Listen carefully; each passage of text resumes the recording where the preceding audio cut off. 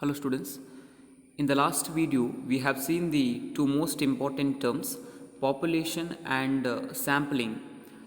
So the term population means the entire group of people, whereas the term sampling means a specific group of individuals. So it is clear from the last video that sampling means a specific group of individuals, whereas population means the entire group of people. Uh, in today's class, we are going to discuss about the sampling design. Now we have clear with the meaning of population and sampling. Next concept, sampling design or types of sampling or techniques of sampling or methods of sampling. Now as per the methods of sampling is concerned, the methods or the techniques or types of sampling are broadly categorized as probability sampling and non-probability sampling. Please understand the term probability sampling, which is also called random sampling, and non-probability sampling is called non-random sampling. So random sampling and non-random sampling.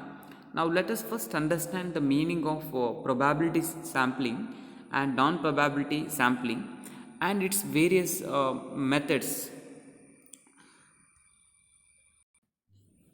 So probability sampling or random sampling.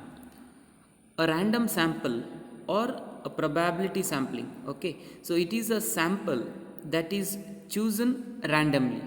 Okay, random sampling, it is a method that is chosen randomly. So since the sample is taken on random basis, this method can be called as randomly chosen sample or randomly selected sample, because so the sample is taken on random basis. So that is why it is called probability sampling or random sampling. So the random sampling, it is most simple method. So it is like picking 100 people from 10,000 people. But keep in mind that you have to make sure that your random sample is truly random. So this is very important. You have to make sure that your random sample is truly random. So that is very important. So I hope you understood the meaning of random sampling or probability sampling. So on probability basis or on random basis, you are selecting the sample. Now there are techniques under probability sampling or random sampling. We're going to study all the techniques in detail. The first method, simple random sampling. So the simple random sampling, it is the basic sampling technique. Here we select a group of sample for study. Okay, we select a group of sample for study from a larger group called population. So this is what simple random sampling. Here we select a group of sample for study from a larger group called population. So each individual is chosen entirely by chance. So this is very important point. Each individual is chosen entirely by chance, and again each member of the population has an equal chance of being included in the sample. So each member of the population gets equal chance for being selected as sample unit. Let us take one example how to get a simple random sample. You put 100 numbered balls into a bowl. I repeat, you put 100 numbered balls into a bowl. Select 10 balls. Put 100 numbered balls into a bowl and select 10 balls from the bowl. 10 balls from the bowl without looking on random basis. Very important, without looking on random basis. So this is the example of simple random sampling. Okay, you put 100 numbered balls into a bowl and randomly you select 10 ball without looking. That is called a simple random sampling. Or take another example for your research study.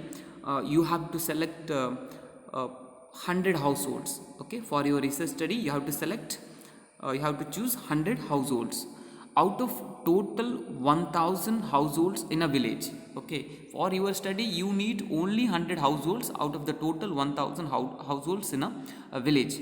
Now in simple random sampling, what you can do is, on random basis you can select 100 households, either by using a lottery method or a random number table. So the lottery method and random number table, so these are the techniques of simple random sampling. The next method, stratified random sampling.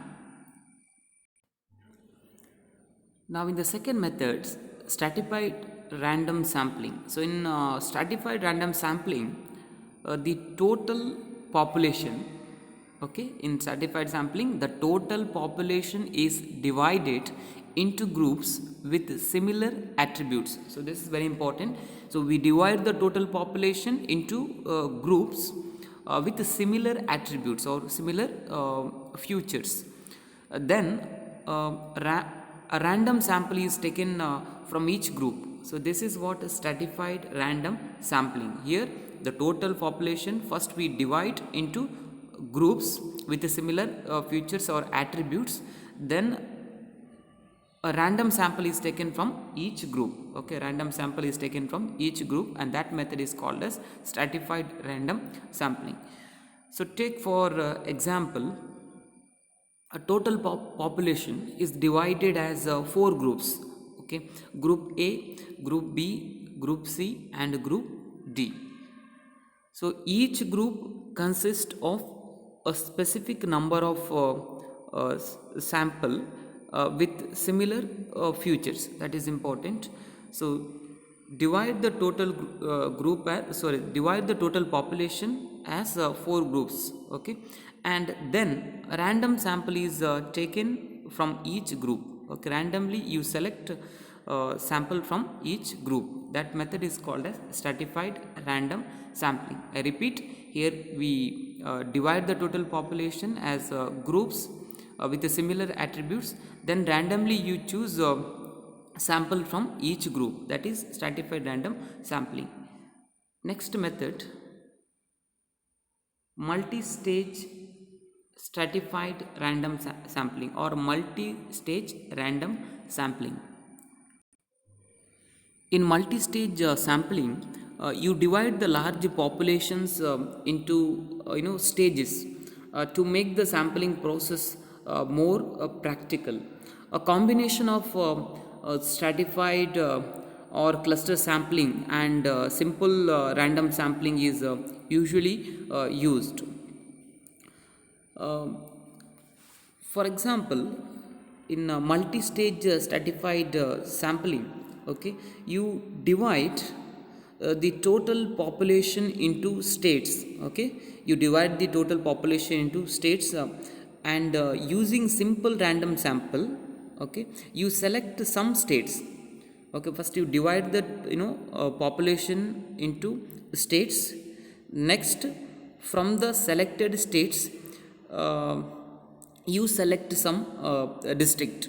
Okay, from the state you select some districts, and from the districts you select some taluks, or from taluks you select some villages, and from the villages you select finally some people for your study. So this is how the multi-stage sampling is takes place. So this is multi-stage sampling. So here the sampling is done on successive stages. Okay, from states to district, and district again you select some taluk, and from taluk again you select some villages, and from villages you choose some people, or finally you select some sample from the village. That is what multi-stage sampling. Next method, systematic sampling. So the systematic sample, it is a method in which sample members from a larger population are selected according to a random starting point. So this is very important. So in this method, sample members from a larger population are selected according to a random starting point, but with a fixed or periodic interval. So this is very important. So these intervals are called sampling intervals, and again this interval is calculated by dividing the total population size by the desired sample size. For example, you need 100 people as a sample for your research study out of the total population 1000.